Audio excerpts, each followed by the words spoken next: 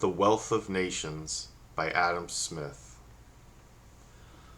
All people of small or middling fortunes would be obliged to superintend themselves the employment of their own stocks. It would be necessary that almost every man should be a man of business, or engage in some sort of trade.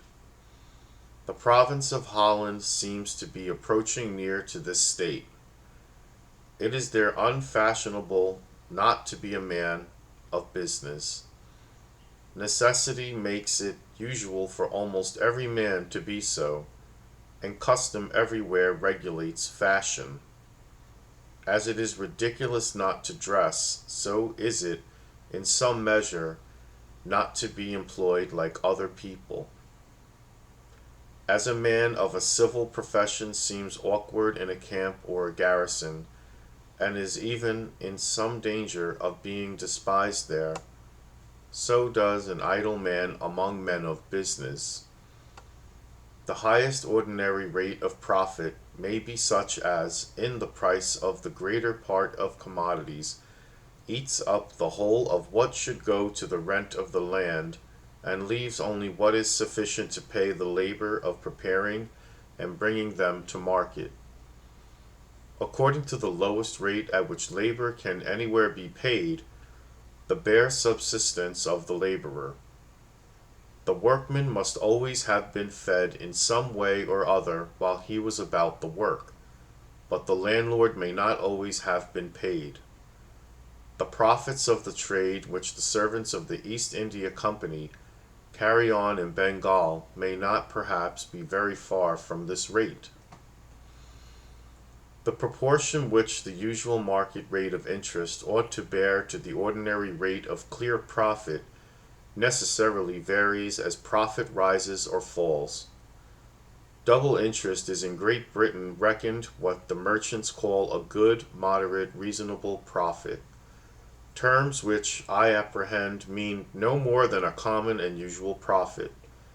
In a country where the ordinary rate of clear profit is 8 or 10%, it may be reasonable that one half of it should go to interest wherever business is carried on with borrowed money.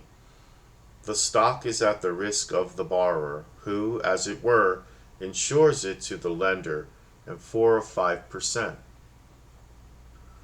May in the greater part of trades be both a sufficient profit upon the risk of this insurance and a sufficient recompense for the trouble of employing the stock.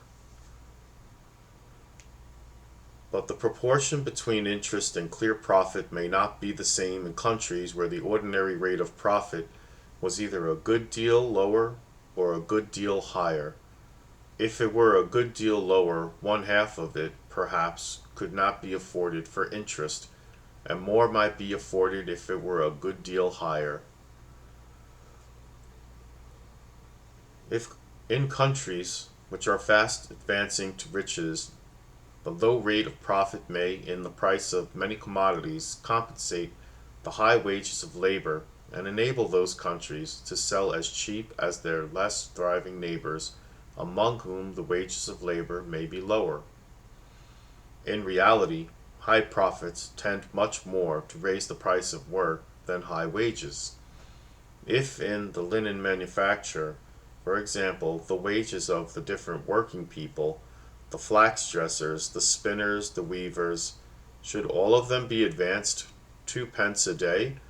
Or would it be necessary to heighten the price of a piece of linen only by a number of 2 pences equal to the number of people that had been employed about it, multiplied by the number of days during which they had been so employed? That part of the price of the commodity which resolved itself into the wages would, through all the different stages of the manufacture, rise only in arithmetical proportion to this rise of wages. But if the profits of all the different employers of those working people should be raised 5%, that part of the price of the commodity which resolves itself into profit would, through all the different stages of the manufacture, rise in geometrical proportion to this rise of profit. The employer of the flax dressers would in selling his flax require an additional 5%. upon the whole value of the materials and wages which he advanced to his workmen. The employer of the spinners would require an additional 5%, both upon the advanced price of the flax and upon the wages of the spinners. And the employer of the weavers would require alike 5%, both upon the advanced price of the linen yarn and upon the wages of the weavers. In raising the price of commodities, the rise of wages operates in the same manner as simple interest does in the accumulation of debt. The rise of profit operates like compound interest. Our merchants and master manufacturers complain much of the bad effects of high wages in raising the price, thereby lessening the sale of their goods, both at home and abroad.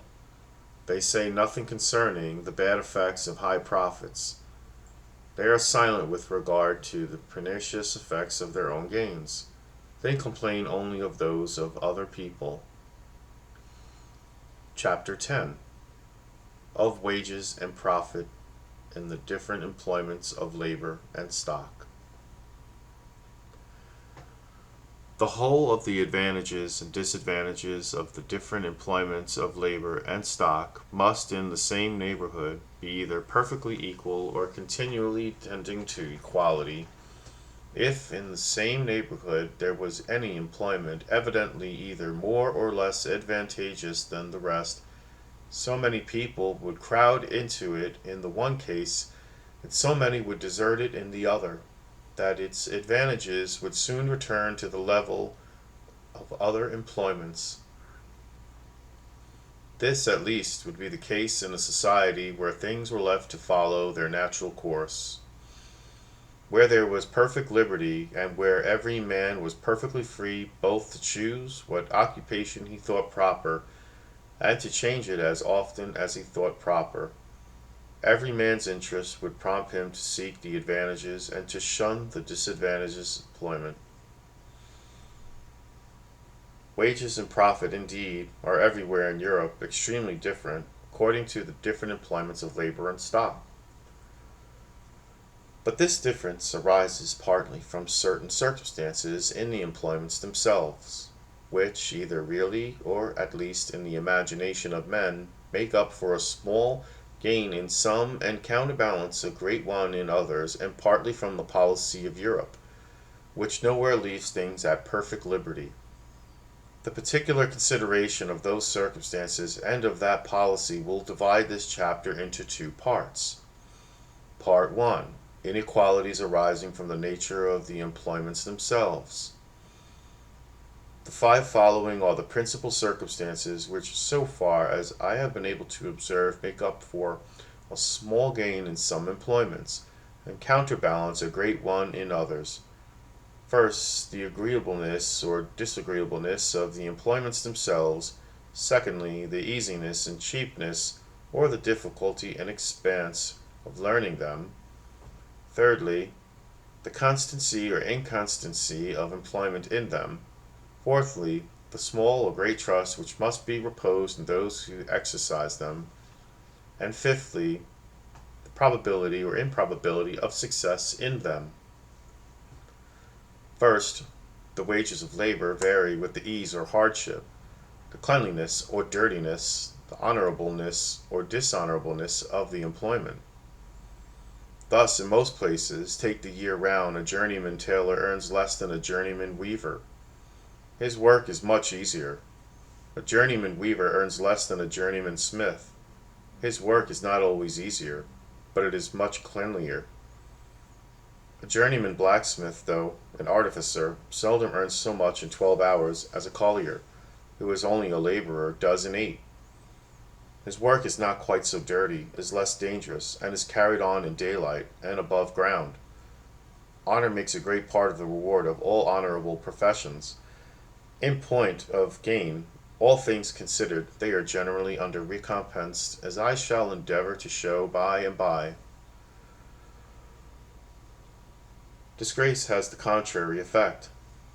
The trade of a butcher is a brutal and an odious business, but it is in most places more profitable than the greater part of common trades. The most detestable of all employments, that of public executioner is, in proportion to the quantity of work done, better paid than any common trade whatever. Hunting and fishing, the most important employments of mankind in the rude state of society, become in its advanced state their most agreeable amusements, and they must pursue for pleasure what they once followed from necessary. In the advanced state of society, therefore, they are all very poor who follow as a trade what other people pursue as a pastime. Fishermen have been so nice, and so since the time of Theocritus, a poacher is everywhere a very poor man in Great Britain. In countries where the rigor of the law suffers no poachers, the licensed hunter is not in a much better condition.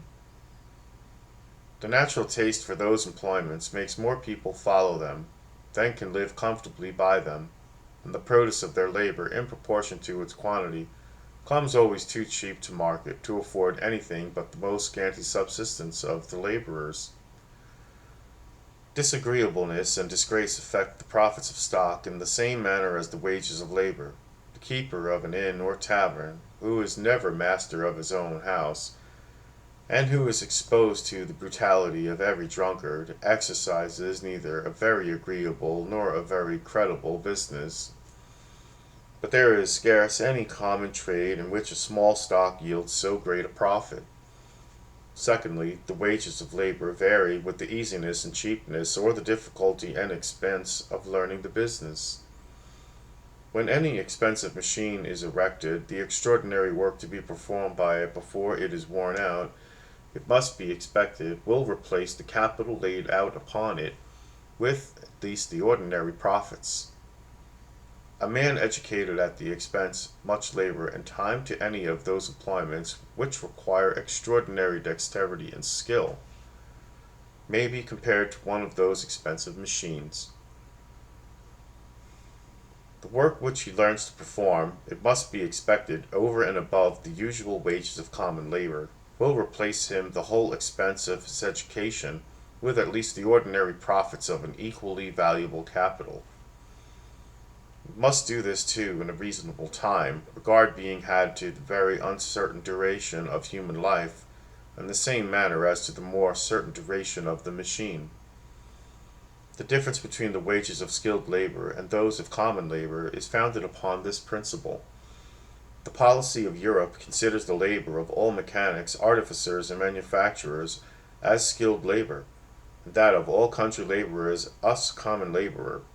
It seems to suppose that of the former to be of a more nice and delicate nature than that of the latter.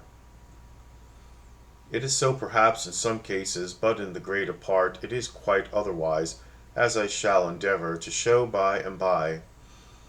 The laws and customs of Europe, therefore, in order to qualify any person for exercising the one species of labor, impose the necessity of an apprenticeship, though with different degrees of rigor in different places. They leave the other free and open to everybody. During the continuance of the apprenticeship, the whole labor of the apprentice belongs to his master. In the meantime, he must in many cases be maintained by his parents or relations, and in almost all cases must be clothed by them. Some money, too, is commonly given to the master for teaching him his trade. They who cannot give money give time, or become bound for more than the usual number of years. A consideration which, though it is not always advantageous to the master, on account of the usual idleness of apprentices, is always disadvantageous to the apprentice. In country labor, on the contrary, the laborer, while he is employed about the easier, learns the more difficult parts of his business, and his own labor maintains him through all the different stages of his employment. It is reasonable, therefore, that in Europe the wages of mechanics, artificers, and manufacturers should be somewhat higher than those of common laborers. They are so accordingly, and their superior gains make them, in most places, be considered as a superior rank of people. This superiority, however, is generally very small. The daily or weekly earnings of journeymen in the more common sorts of manufacturers, such as those of plain linen and woolen cloth, computed at an average, are in most places very little more than the day wages of common laborers. Their employment, indeed, is more steady and uniform, and the superiority of their earnings, taking the whole year together, may be somewhat greater. It seems evidently, however, to be no greater than what is sufficient to compensate the superior expense of their education. Education in the ingenious arts and in the liberal professions is still more tedious and expensive. Therefore, of painters and sculptors, of lawyers and physicians, ought to be much more liberal, and it is so accordingly. The profits of stock seem to be very little affected by the easiness or difficulty of learning the trade in which it is employed. All the different ways in which stock is commonly employed in great towns seem in reality to be almost equally easy and equally difficult to learn. One branch, either of foreign or domestic trade, cannot well be a much more intricate business than another. Thirdly, the wages of labor in different occupations vary with the constancy or inconstancy of employment. Employment is much more constant in some trades than in others. In the greater part of manufacturers, a journeyman may be pretty sure of employment almost every day in the year that he is able to work. A mason or bricklayer, on the contrary, can work neither in hard frost nor in foul weather, and his employment at all other times depends upon the occasional calls of his customers. He is liable in consequence to be frequently without any. What he learns, therefore, while he is employed, must not only maintain him while he is idle, but make him some compensation for those anxious and desponding moments which the thought of so precarious a situation must sometimes occasion. Where the computed earnings of the greater part of manufacturers accordingly are nearly upon a level with the day wages of common laborers, those of masons and bricklayers are generally one more half more to double those wages. Where common laborers earn 4 or 5 shillings a week, masons and bricklayers frequently earn 7 and 8, where the former earn 6, the latter often earn 9 and 10. And where the former earn 9 and 10, as in London, the latter commonly earn 15 and 18. No species of skilled labor, however, seems more easy to learn than that of masons and bricklayers. Chairmen in London during the summer season are said sometimes to be employed as bricklayers. The high wages of those workmen, therefore, are not so much the recompense of their skill as the compensation for the inconsistency of their employment. A house carpenter seems to exercise rather a nicer and a more ingenious trade than a mason. In most places, however, for it is not universally so, his day wages are somewhat lower. His employment, though it depends much, does not depend so entirely upon the occasional calls of his customers, and it is not liable to be interrupted by the weather. When the trades which generally afford constant employment happen in a particular place not to do so, the wages of the workmen always rise a good deal above their ordinary proportion to those of common labor. In London, almost all journeymen artificers are liable to be called upon and dismissed by their masters from day to day, and from week to week, in the same manner as day laborers in other places. The lowest order of artificers, journeymen tailors, accordingly earn their half a crown a day, though 18 pence may be reckoned the wages of common labor. In small towns and country villages, the wages of journeymen tailors frequently scarce equal those of common labor, but in London they are often many weeks without employment, particularly during the summer. When the inconsistency of employment is combined with the hardship, disagreeableness, and dirtiness of the work, it sometimes raises the wages of the most common labor above those of the most skilful artificers. A collier working by the piece is supposed to be at Newcastle to earn commonly about double, and in many parts of Scotland about 3 times the wages of common labor. His high wages arise together from the hardship, disagreeableness, and dirtiness of his work. His employment may upon most occasions be as constant as he pleases.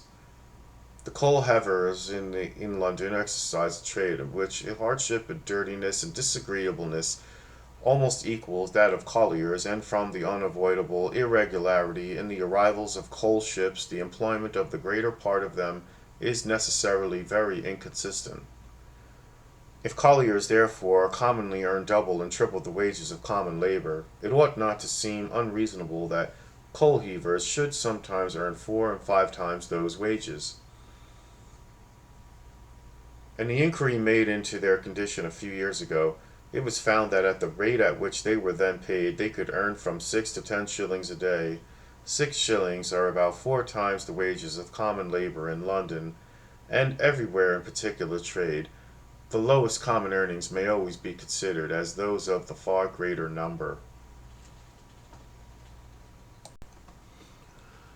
How extravagant those earnings may appear, if they were more than sufficient to compensate all the disagreeable circumstances of the business, there would soon be so great a number of competitors as in a trade which has no exclusive privilege, which quickly reduce them to a lower rate. The constancy or inconsistency of employment cannot affect the ordinary profits of stock in any particular trade. Whether the stock is or is not constantly employed depends not upon the trade, but the trader. Fourthly, the wages of labor vary according to the small or great trust which must be reposed in the workmen. The wages of goldsmiths and jewelers are everywhere superior to those of many other workmen, not only of equal, but of much superior ingenuity, on account of the precarious materials which they are entrusted. We trust our health to the trade. The lowest common earnings may always be considered as those of the far greater number. We trust our health to the physician, our fortune, and sometimes our life and reputation, to the lawyer and attorney. Such confidence could not safely be reposed in people of a very mean or low condition. Their reward must be such, therefore, as may give them that rank in the society which so important a trust requires. The long time and the great expense which must be laid out in their education, when combined with their circumstance, necessarily enhance still further the price of their labor. When a person employs only his own stock in trade, there is no trust, and the credit which he may get from other people depends not upon the nature of the trade, but upon their opinion of his fortune and prudence. The different rates of profit, therefore, in the different branches of trade, cannot rise from the different rates of degrees of trust opposed in the traders. Fifthly, the wages of labor in different employments vary according to the probability or improbability of success in them. The probability that any particular person shall ever be qualified for the employments to which he is educated is very different in different circumstances and occupations. The greatest part of mechanic trade success is almost certain, but very uncertain in the liberal professions. Put your son apprentice to a shoemaker. There is little doubt of his learning to make a pair of shoes. But send him to study the law. It is as at least 20 to 1 if he ever makes such proficiency as will enable him to live by the business. In a perfectly fair lottery, those who draw the prizes ought to gain all that is lost by those who draw the blanks. In a profession where 20 fail for one that succeeds, that one ought to gain all that should have been gained by the unsuccessful 20. The counselor at law who, perhaps at near 40 years of age, begins to make something by his profession, ought to receive the retribution not only of his own so tedious and expensive education, but of that of more than 20 others, who are never likely to make anything by it. How extravagant soever the fees of counselors at law may sometimes appear, their real retribution is never equal to this. Compute in any particular place what is likely to be annually gained and what is likely to be annually spent by all the different workmen in any common trade, such as that of shoemakers or weavers, and you will find that the former sum will generally exceed the latter. But make the same computation with regard to all the counselors and students of law, and all the different inns of court, and you will find that their annual gains bear but a very small proportion to their annual expense. Even though you rate the former as high and the latter as low, as well can be done. The lottery of the law, therefore, is very far from being a perfectly fair lottery. That, as well as many other liberal and honorable professions, is in point of gain evidently under recompensed. Those professions keep their level, however, with their occupations, and notwithstanding these disencouragements, all the most generous and liberal spirits are eager to crowd into them. Two different causes contribute to recommend them. First, the desire of the reputation which attends such superior excellence in any of them, and secondly, the natural confidence which every man has, more or less, not only in his own abilities, but in his own good fortune.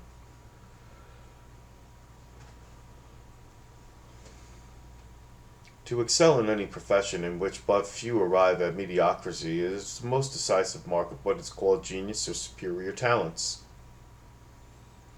The public admiration which attends upon such distinguished abilities makes always a part of their reward, a greater or smaller in proportion as it is higher or lower in degree. It makes a considerable part of that reward in the profession of physic, a still greater, perhaps, in that of the law, in poetry and philosophy. It makes almost the whole. There are some very agreeable and beautiful talents, of which the possession commands a certain sort of admiration, but of which the exercise, for the sake of gain, is considered, whether from reason or prejudice, as a sort of public prostitution. The recompense, therefore, of those who exercise them in this manner must be sufficient not only to pay for the time, labor, and expense of acquiring the talents, but for the discredit which attends the employment of them as the means of subsistence. The exorbitant rewards of players, operators, opera dancers, are founded upon those two principles, the rarity and beauty of the talents, and the discredit of employing them in this manner. It seems absurd at first sight that we should despise their persons, and yet reward their talents with the most profuse liberality. While we do the one, however, we must of necessity do the other, should the public opinion or prejudice ever alter with regard to such occupations. Their recompense would quickly diminish. More people would apply to them, and the competition would quickly reduce the price of their labor. Such talents, though far from being common, are by no means so rare as imagined. Many people possess them in great perfection, who disdain to make this use of them, and many more are capable of acquiring them, if anything could be made honorably by them. The overweening conceit which the greater part of men have of their own abilities is an ancient evil remarked by the philosophers and moralists of all ages. Their absurd presumption in their own good fortune has been less taken notice of.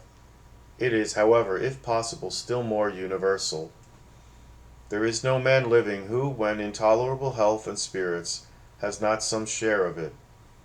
The chance of gain is by every man more or less overvalued, and the chance of loss is by most men undervalued, and by scarce any man who is in tolerable health and spirits valued more than it is worth. That the chance of gain is naturally overvalued, we may learn from the universal success of lotteries. The world neither ever saw nor ever will see a perfectly fair lottery, or one in which the whole gain compensated the whole loss, because the undertaker could make nothing by it. In the state lotteries, the tickets are really not worth the price which is paid by the original subscribers, and yet commonly sell in the market for 20, 30, and sometimes 40%. Advance. The vain hopes of gaining some of the great prizes is the sole cause of this demand. The soberest people scarce look upon it as a folly to pay a small sum for the chance of gaining 10 or 20,000 pounds, though they know that even though that small sum is perhaps 20 or 30% more than the chance is worth. In a lottery in which no prize exceeded £20, though in other respects it approached much nearer to a perfectly fair one than the common state lotteries, there would not be the same demand for tickets. In order to have a better chance for some of the great prizes, Some people purchase several tickets, and others small shares in a still greater number. There is not, however, a more certain proposition in mathematics than that the more tickets you adventure upon, the more likely you are to be a loser. Adventure upon all the tickets in the lottery, and you lose for certain, and the greater the number of your tickets, the nearer you approach to this certainty. That the chance of loss is frequently undervalued, and scarce ever valued more than it is worth, we may learn from the very moderate profit of insurers. In order to make insurance either from fire or sea risk a trade at all, the common premium must be sufficient to compensate the common losses, to pay the expense of management, and to afford such a profit as might have been drawn from an equal capital employed in any common trade. The person who pays no more than this evidently pays no more than the real value of the risk, or the lowest price at which he can be reasonably expect to insure it.